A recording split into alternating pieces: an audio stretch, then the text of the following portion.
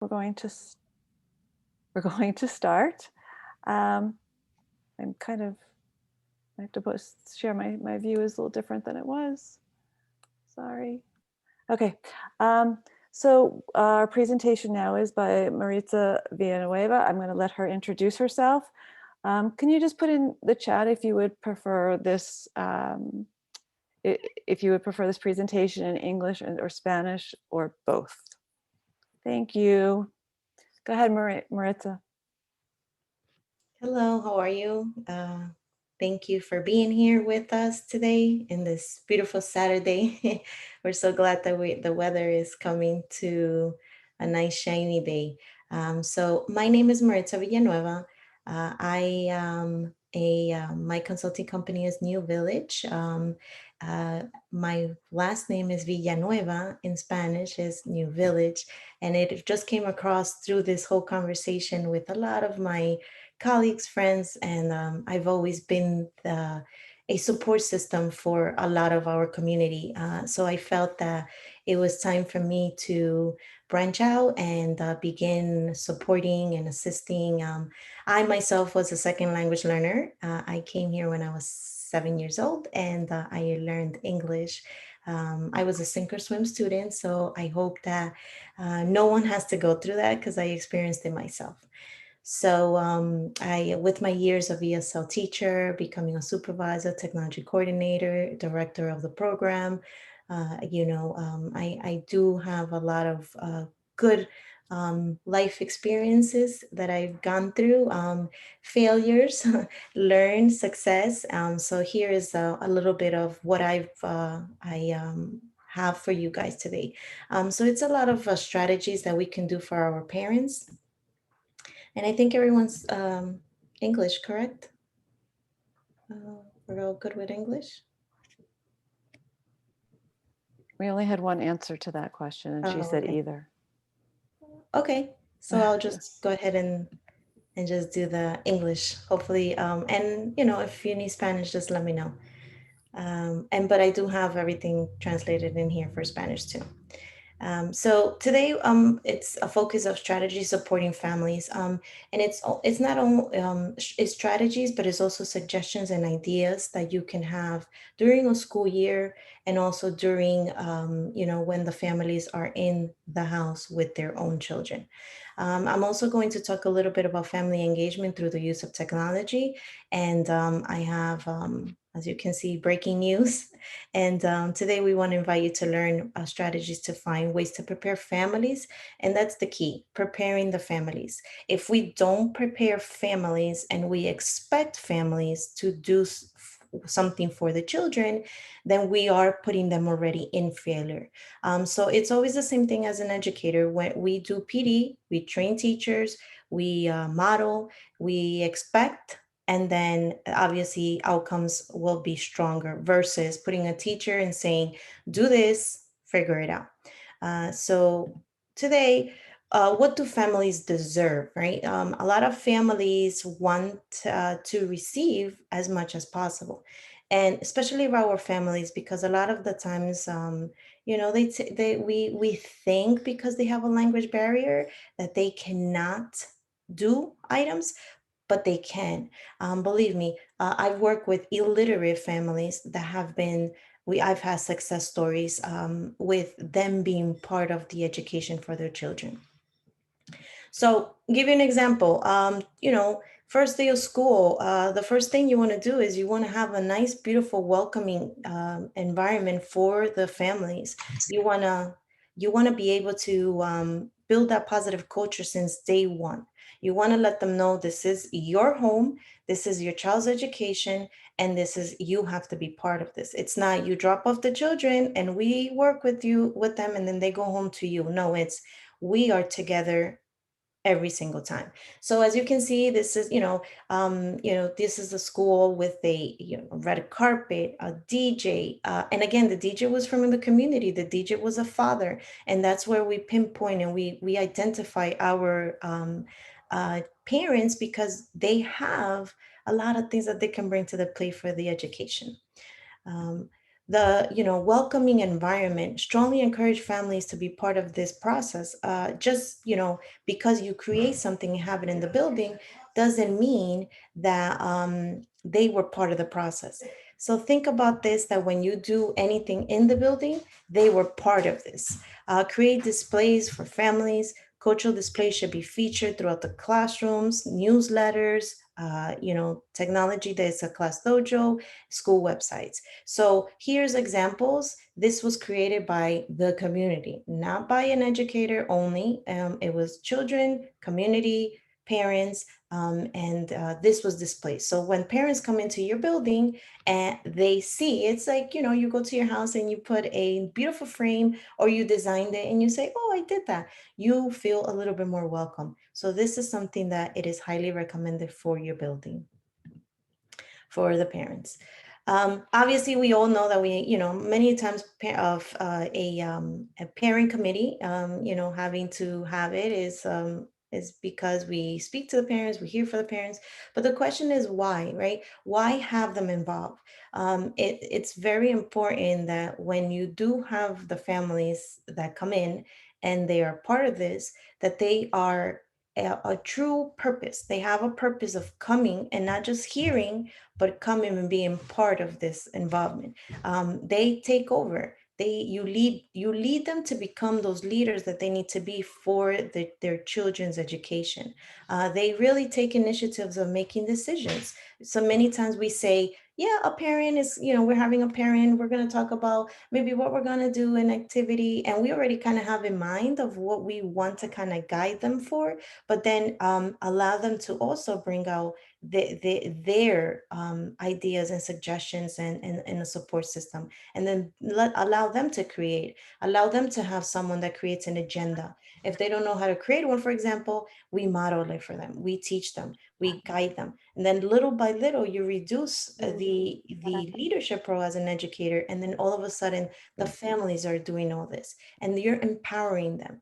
And again, like I told you, I've had like great success with families that came from quiet, timid, shy to leading and discussing and creating. The parents want to do something for the teachers, for teacher appreciation. We think this, and that. Again, language is not stopping them, but of empowering them and allowing them to show them that they can be successful. It's critical and important. One of the digital tools, and I think many of us know about Class Dojo. Class Dojo is one obviously for free, right? It's a good thing when it's free. Class Dojo, Google Classroom, schools apps, having a website. Now these days creating an app for yourself is not that hard. So maybe the school can create an app for your website, so it's easier, because a lot of times our families really don't know how to go into a website. Even us, right? We go into apps, we click on an app and it's immediate, it's fast, quick. So the school can create an app and then that goes into a website. Here's something that I want to share with you all that I've shared for a lot. I've shared over and over. The tool is only used for not just communication, but again, empowering the families to continue to work together. And then when the families are empowered, they themselves then become that leader role. If you take a look at this picture over here with the word walls, this is a parent that created their sight words, the living room, put it on the living room. The children have to go through the living room to their bedroom to go to bed. Before they go to bed, mom makes the children read all the sight words before they go to bed. And it obviously changes. Mom shares that in Class Dojo. Another parent then reads it, laminates her words, and then she also is doing this with her child. At the same time, the teacher then shares how successful the children are here working with the sight words. In the door, when you come into the classroom, they have obviously the sound and the word, and students come in and they can touch every single word and they say it as they come in with their good morning. And then of course in their good after, see you tomorrow, and they do the same thing. So as you can see, this whole package is done with the students, the teachers, and then pushing the parents. How can they continue to be supportive for their child's education at home? And then they learn from each other, and then parents begin to share. And again, it's been a trickle effect throughout the years that now parents are not, either embarrassed or shy, or I don't think my stuff is okay. They go ahead, anything they're doing at home with their children, they go ahead and share with the community, which is in the Class Dojo page. And that's why it's important to have either a Class Dojo or something else where it's a two-way communication. Here's also where we embedded in curriculum, and this is something that maybe to talk with the one in charge of curriculum. When curriculum gets done, obviously there's a lot of pieces, right? We do research embedded into either the final products or so. For second graders, first graders, we move forward, and then we make a vertical articulation or alignment to third and fourth to see where we are, where we're lacking, and how the separation from a second to a third grader is, because it's a big jump, especially a tested look grade. So what we do here is that we begin our research since the beginning. We teach the students how to, obviously now today, as you know, many of us are one-to-one. We have Chromebooks, we have devices, we have iPads. So right now it's a smoother transition because they all have their devices. So these pictures here, you can see that the children are doing their research. We prepare them. Teacher sends Class Dojo message, step-by-step procedures, what to do, and then they move forward. They give them obviously their it's a graphic organizer first, and then they move forward and do their research. They did research on worms. That's the first research, which is the model stuff. The second one is the research in where parents vote to choose what is it that they want to research with their children. So it's a combination of them now getting themselves involved. So the parents vote, and then they say, okay, give you an example. They wanted to do a research. They actually wanted to do a biography. And then we talked about like, okay, who do you want to research on? We're going to research Emilio Estefan, because we want to learn a little bit about, so then it's a process. They go ahead and vote, and then they're part of the process. And then when the research is done, there's a little, obviously, celebration. Parents are involved, the children are involved, and all of a sudden it's part of curriculum that this is what's happening in the child's education. And it's kind of like, oh, the parents have to be there. This is something that is started out with this time. As you know, we have a lot of social and emotional time that has been a struggle. It's been difficult, it's been challenging. So thinking of these things I've thought of these ideas, but that also brings it to continue, right? It's the good stuff has come out from this. So consider having something such as this, coming out with ideas. Send us a picture when you're, playing a board game. You do a movie night. Let's do a movie night. Get together with your family, take a picture, send it to us, and then you're going to be in a pool drawing, so you can get a gift card, an Amazon card, let's say a $25 gift card for Amazon in the pool. You can do the digital wheel, which is you can call everyone in this meet, in this Zoom. You do the wheel, and you get a winner. All the people that send the pictures, but obviously that's it's a nice little engagement to do with the families. But your goal is obviously always to continue to come up with ways of where families are uniting and together. A lot of times we say we don't have time, right? We don't see our children, or we ask them, how was your day? Good. What did you do? Nothing. And so here is something where we can continue to always make those families be connected with the education, and also at home for their social and emotional times.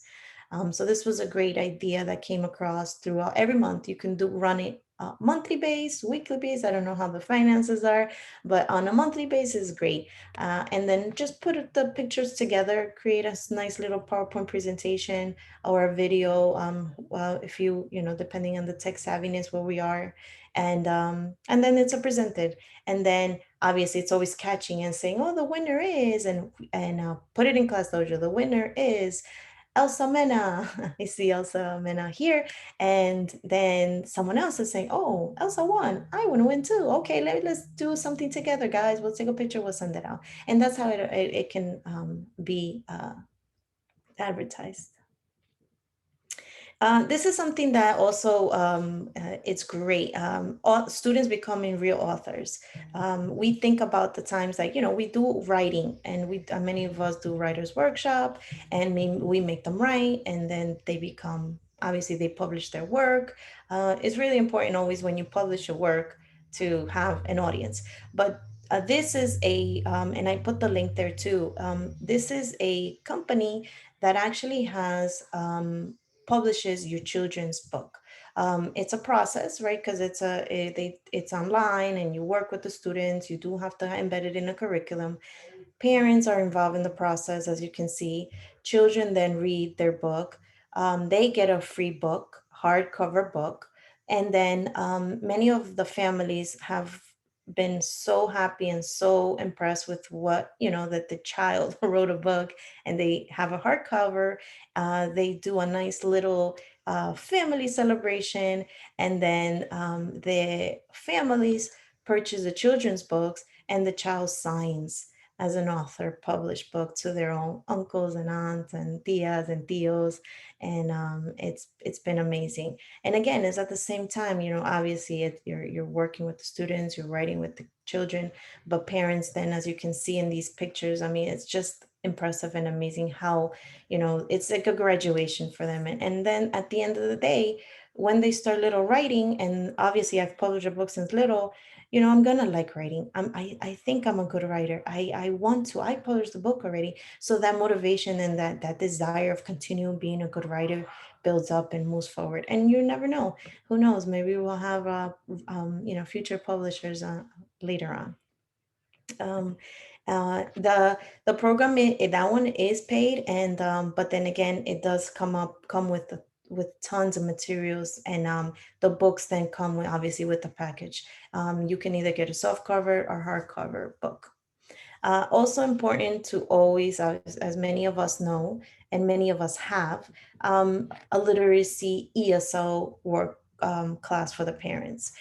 We make sure, I always tell everyone that when you do have this, obviously the materials need to be in English and Spanish, depending on what language you have in your community. Many of us really have a lot of the Spanish population, but we do have, you know, many others. So it's always important to find the material and the content into where the language will be for the families. And then obviously this literacy ESL, at the same time you're teaching literacy, you're teaching how to read a book to a child, how to hold a book, what to do in a high school level to continue with the you know, support system. Because we always do, you know, we think about little. High school is also a focus and important. And then at the same time, they're learning English. So it's not an English class. It's not come learn English. It's a literacy parent course that is embedded. So through literacy, you're learning English. And commitment from families are important. Once you make them commit, you try to make them, you know, sign a contract. Here, you'll be attending these days. You'll be coming. Celebrate with them. Picture at the end of the picture, as you can see, the family celebrating graduation, certificate, and the children are their audience. And just this is a great story that I have here from a father. He never graduated anything in his country, and to him was, you know, this is my first graduation ever, and I thank you for that, because, you know, my child saw me graduate. So these are the stories that touch my heart and make me continue doing this and plus more. Um, there is a month, February, where state of New Jersey came out with, and it's New Jersey Fathers Matter. And where, as we know, that our father figures is not 100% kind of on board. Most of the times we see the moms, the tias, the grandmas, and father figures seem to be being, you know, data-wise reducing. So this is a great time in where you can think of something to do for the fathers, father's event. It can even be during a Father's Day, but again, June is always the end of the year and we don't have time, right? So it's always think something like within a February time, and celebrate, bring fathers in to the education. This is an image for a STEAM. The children were doing STEAM projects. Obviously, educators prepared it, guide them, but then fathers came and did all this great stuff. During the virtual, we did a STEAM virtual as well. They did teacher guided, and the fathers and everyone else also went about doing that. The popsicles, it's a picture with a father. It says New Jersey Fathers Matter, and that popsicle stays with their child during the whole school year, somewhere in their area or in their desk. Some of them did backgrounds. They did their little icons for their Zoom or their Meet. They did their little icons with their family image. Again, it's nice, right? Because most of the times they have those other images. They have celebrities. They have Among Us, all those great games that these kids play. But because of this promotion, because of everything, the logo was all of a sudden a parent, a father figure, a family image, and it was very nice to see all that. Just to let you all know, Lowe's Home Improvement has grants. You can apply for grants. There's numbers. There's from 500 to I think over 20,000. I'm not sure. And every year they give grants out to schools. So Lowe's Home Improvement. You apply and let them know what you're applying for. Most of the times, obviously for a community of need, a program, bilingual ESLs, they're looking for this to be able to, provide all these finances so you can then obviously do something to continue to develop your community. In some of these images, as you can see, they did a plan. They did a plan. They painted the plan. They did everything. We obviously all the materials come from Lowe's. You purchase all through the grant. They give them a little marking that says Lowe's Home Improvement. They did a Christmas design for their Christmas trees. These were poles that they put in the outside of their homes, and you can see they did from scratch everything. These are some images that families have done. And again, it's a family involvement. As you can see, it's children, families, and at the same time, many of them didn't know what STEAM was. What is it? You educate, you prepare them. So then when they go out there, communities or schools and educations or colleges, they are educated and they know. During this time, creating parent universities. And I told you the literacy ESL course is a literacy focus, but it also has that ESL component. Graduation gets involved, field trips, and so on with the families. Obviously, this year we were not able to do the field trip. We did do a nice meet celebration and successfully gave them their certificates and awards. And then in different schools, I know in various schools, universities have been open up for families, but it's very more of a workshop type for families that anyone can come and join. Parent universities should be focused as a course, right? So if a parent comes in, again, hold them accountable, let them know that they have to sign a contract, and also if they miss the class, call them, not just email, call them and say, oh, I missed you, how can I hope that you can come again, or here's my information, here is the stuff we learned in class, and so on. So kind of make them a little bit accountable, so then they say, oh no, I can't miss because Villanueva is going to call me and because I missed the class, and then they start thinking about that. But here are some topics that a parent university should have, especially now. Many of us take it for granted and we think, oh, everyone knows how to use an email. Everyone has an email. And I've noticed through this time, my families, even though they say they have an email, they're not comfortable sending out an email, checking email, or even just deleting an email. And so, hey, start with basics. how to use an email, right? How to send an email to a teacher. What is how do you write it? That was one thing we did also with the students, because prior in our times they taught us how to write a letter and do an envelope, and how, right? But the email also consists of a little bit of a how. You do this first, and then you write this, and then you sign here, and so on, because people need it. The basics of digital learning, as well, is something that you can think about. Healthy habits. It's a touchy subject because I know culturally, right, there's so many different things, but having a healthy habit, teaching them about healthy habits and how to do that, you can contact different types of locations of supermarkets, and they have educators that do classes, and like Trader Joe's has someone that does, workshops and for free for schools. And they do all this for free, and you can have a healthy habits class as well. Supporting your children in literacy development home during remote learning was one of the key success that we had. We did actually 3 classes on that. We worked on making sure that students should be doing all this. It's critical and important. You should also have that. Another thing that I do notice that I had a lot of districts reach out to me regarding Google Classroom. We started Google Classroom, and at the beginning of March, obviously Google Classroom, and prior, it was starting lightly. But I think that when we started in prior March, it was just, let's make it happen. Parents were not trained, students were, not savvy, even teachers in some locations that I was contacted.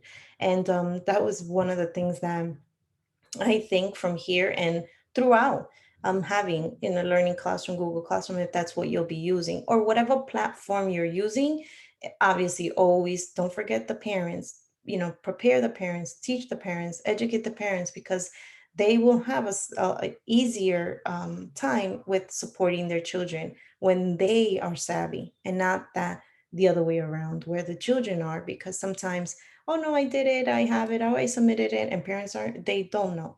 So this was one things that I also think that we have to continue every year doing.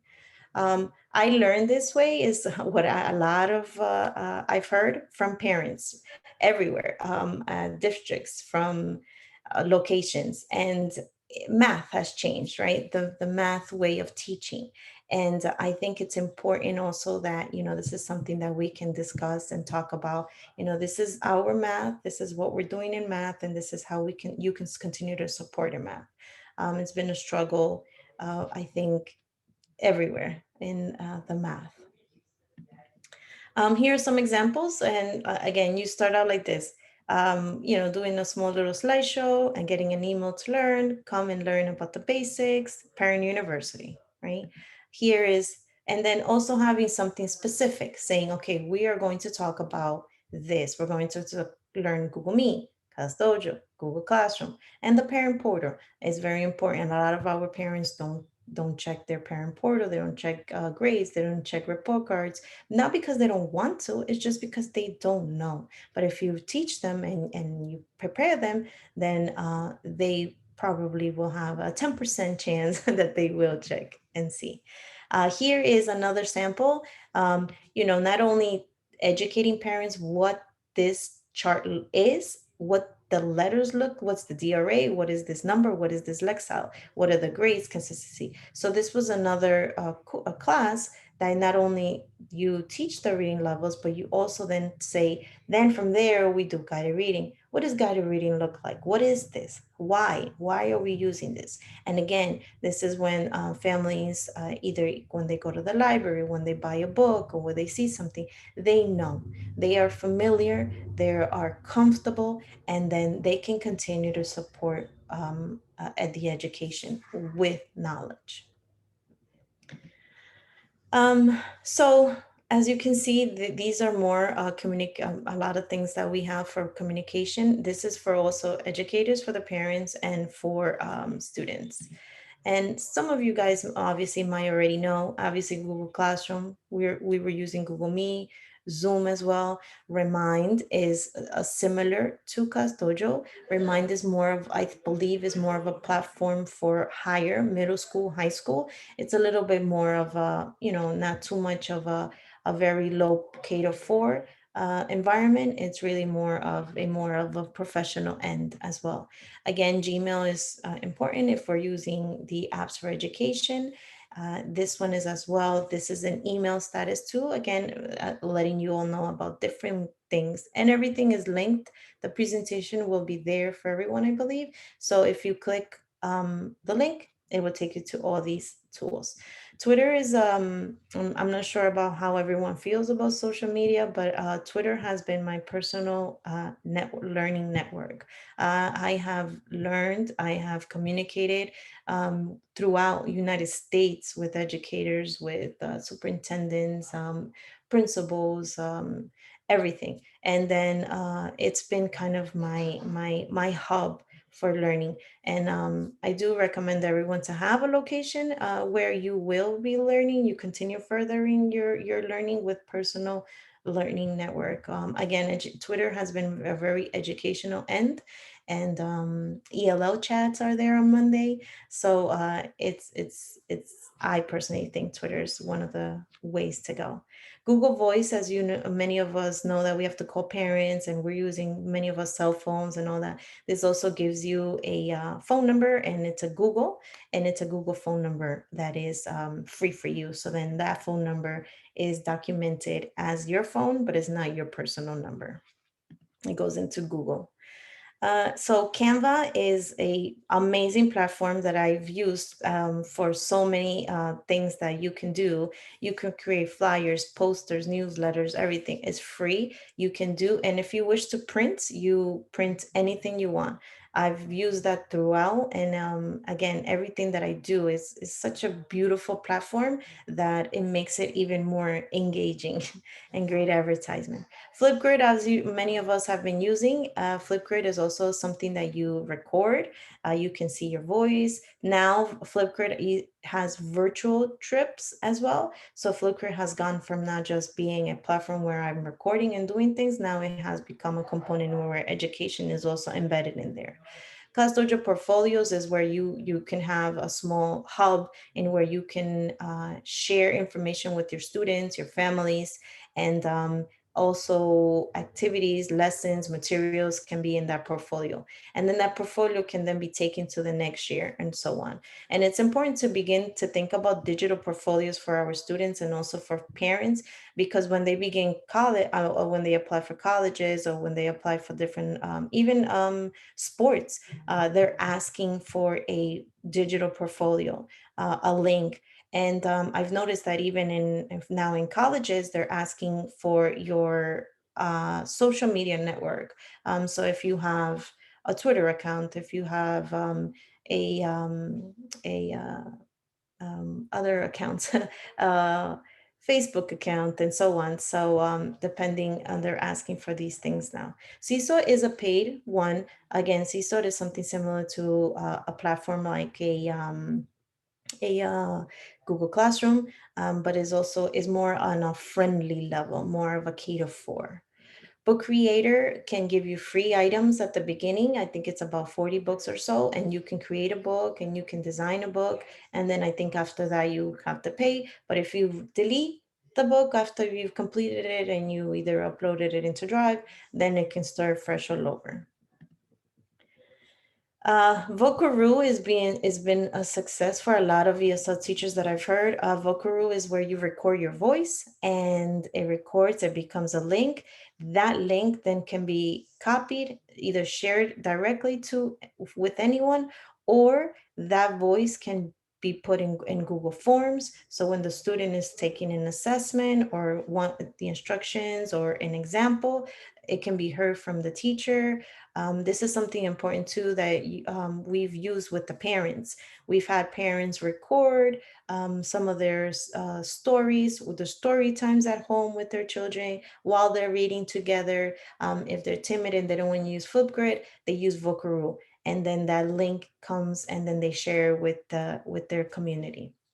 And then here are a couple of other ones. These are more of a, a choice type of thing.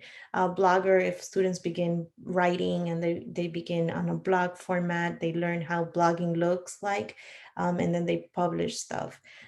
Here is comic strips. Comic strips is also important in where our families can be connected, because it's very, very short, right? Conversations, very simple conversations, and then having the parents also be part of the process. Third grade class had an activity in where they had to have conversations with families. So the child wrote one comic strip, and then the mom had to write her thought, and then the brother had to write something else. So it was a family conversation that they had, and they created a comic strip. Here's some research items, some resources as well, and some of them obviously are free. Some of them you would have to pay for the programs. Here are some of the links: the New York Times, the Comic Lid, Storyworks, digital print resources for nonfiction. RAS Plus also obviously has also that ELL component for the educators. But then if you do subscriptions, then it has the Spanish version too. We have also, we recommend that everyone should inform their parents as well about, if you are using any of these, then you also have to prepare the parents how to use this. The same thing we do with the students, we have to be able to do it for the families. Here is some free again. Khan Academy has been used, Equatio has been used, iReady, interactive online assessments, practicing for math and reading. We have the math board, dynamic whiteboard tools that are handwriting recognition. And then we have math fractions. This is for 1 through 4 teachers. This is Math Learning Center, web-based tool, the instructions and practices, K-8. And then here, this one is it's more of a template / assignments. It's online assistant, and it has a lot of programs. This is a little bit similar to Khan Academy. It kind of has that same look, that it's more of a independent practice teaching, but it's for the high school level.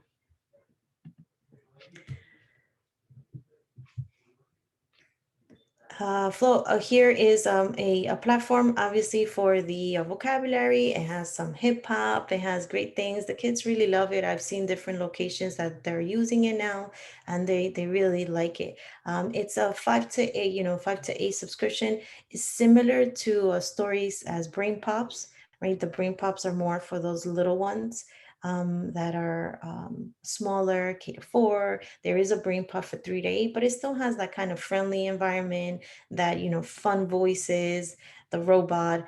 PBS learning media is obviously classroom ready, digital resources, videos, lessons, and it also is great. As you know, library for TED Ed, libraries has, a lot. And if anyone wants to be in a TED Talk and be recorded, there is a format and a form that you fill out, and then you can have your own, and you can be out there, and the TED Talks are available, and TED Ed also is connected with that. Here's a crash course, a high quality education videos, and it's obviously, humanities, science, and this is a more of a high school, 9 to 12. And they call it a crash course because it's, more of a very short, here's the information, here's what you need, here's what you learn. And then obviously the Khan Academy once again for the other ones. Here's, we talked about all Brain Pops, TEDx, Go Noodle. Here in Go Noodle, movements of mindfulness videos created by child development experts, right? And then here, it's fun. It's an interactive pre-K to 6th grade. And this is for the teacher student. And again, we've used this, we've prepared parents too, and then the parents really enjoy it and love it. And then when they need to use it, they know where to go. This is more of, again, more resources, more of the media for information literacy. Here are, again, linkable, everything is linked. FactCheck was interesting during the, obviously, when there's voting times, right? Fact checking different new articles, websites, spotting. It's similar to a um, a um, a legit like a Wondernopolis website is where I wonder, right? I wonder how many buildings are in Boston, and that's like a fact check, and you will get the true fact information. And again, this is more of a higher end middle school level. This is 6 to 12 fact checking.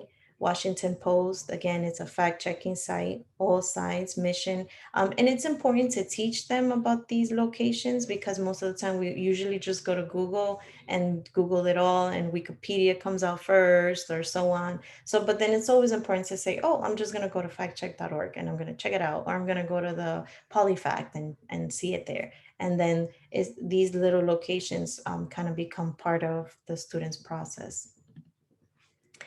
Diversity obviously is important. So here is the Anti-Defamation League, lesson collected critical thinking for learning historical information, teaching tolerance, lessons for essential social justice, StoryCorps, powerful stories illustrated, right? Shared by humanity. Teaching people history is important. Here's this one, US Census Bureau. I know that some of us have seen this one, but really not, maybe not digged in. Facing history of and ourselves, primary resources, collecting of lesson plans, writing prompts and activities for grades 7 to 12, and Everify, digital learning platform with videos and diversity, inclusion, health and wellness, and empathy of compassion, grades 4 to 12. Virtual field trips. I know that many of us have been doing virtual field trips. Here are some locations that they have virtual field trips. Nearpod is free for the virtual field trips, but Nearpod does have a paid program where it extends it to having a lot of information for your classroom or for the students and the families. And then everything else over here are free. And again, like I mentioned, Flipgrid has now the component of doing field trips. And you can, after a field trip is done, students can then, or students and families can create a Flipgrid. And, you know, what did they enjoy? What did they like? What did they learn? What did they see? And many times, many of our families, you know, are not able to go anywhere. And so this is a great tool and a site to go to so then they can explore and go wherever they want to go. So here's my weather. Today's a beautiful sunny day as I started. The last weekend was a rainy but beautiful for everyone out there that loves the rain and nice to watch a movie in a soup. But I think that education kind of has a component of this, right? Some days are beautiful and shiny, some days are rainy, some days thunderstorm and lightning come. And we tend to reduce our roles and say, you know, I have to do this, this, and that. I just want to I always have in mind that everything I do, I can never forget about our community and our families because they are critical and an important part. And believe me, when you have them involved with us and not just expect them to be involved because it is their role and their job, right? We cannot assume that. We have to build them, we have to empower them, we have to teach them, we have to make them part of the education, because then we will have better success stories. So every day is different, but we have to continue to support our families to be able to continue to support our students. And with that, I do want to, let you know my information is there, my phone number, my Twitter handle, and I hope that I was able to share, something that you can bring back to your schools, your locations, your districts, your even home, because sometimes I can I can preach to the choir, and I myself with my 3 kids at home, I say, well, you know what? I have to read a book to them because, I have to. This is a good thing. I myself, when coming from a learning the language, coming from, immigrant family from Ecuador, my parents culturally didn't think that that was something needed at home. They worked and fed me and took care of me and loved me, but school was not part of their role. And I don't blame them because they didn't know. So, but I love them. But I think that they would have been, it would have been such a success if someone could have built them and prepare them, because I know that they could have done it. And I've seen, like I told you, success stories with families that are illiterate. And just because of that doesn't mean that they can be part of the process of their child's education. So thank you So, so much. And now if there's any questions. I have to be, so are there any questions?